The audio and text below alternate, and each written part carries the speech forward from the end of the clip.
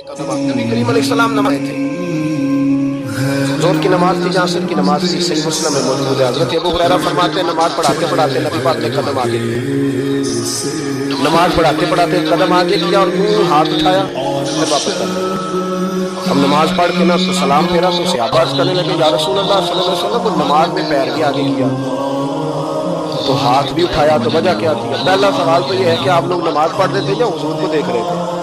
تو صحابہ تو پہلے ہی بتاتے ہیں کہ بھئی ہم تو پہلی صف میں نماز اس لیے پڑھتے تھے کہ نماز بھی ہوتی رہتی تھی اور چپ کے محبوب کی دید بھی ہوتی رہتی تھی۔ حضور سے پوچھا یا رسول اللہ، وہ نماز پڑھتے پڑھتے قدم آگے بڑھایا آپ نے تو پھر پیچھے کر لیا، کیا تھا؟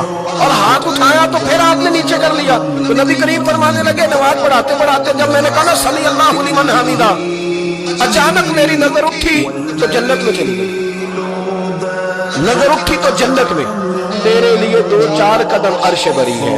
تو محبوب فرماتے جب میری اوپر نظر گئی نا تو میں نے دیکھا کہ انگوروں کا ایک خوشہ لٹک رہا ہے جنت میں، تو میں نے ہاتھ بڑھایا کہ توڑ دوں۔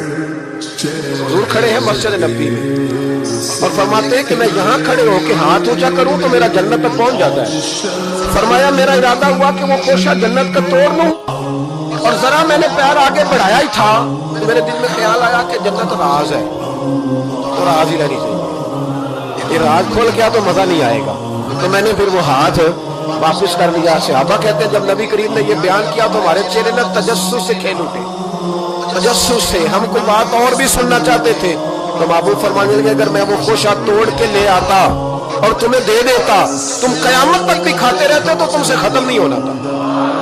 یہ صحیح مسلم کے لیے۔ او بھائی میرے رسول کریم کے واقعہ میں راج پہ شکوہ کرنا کہنا سمجھ میں نہیں آتی، کیسے گئے تھے؟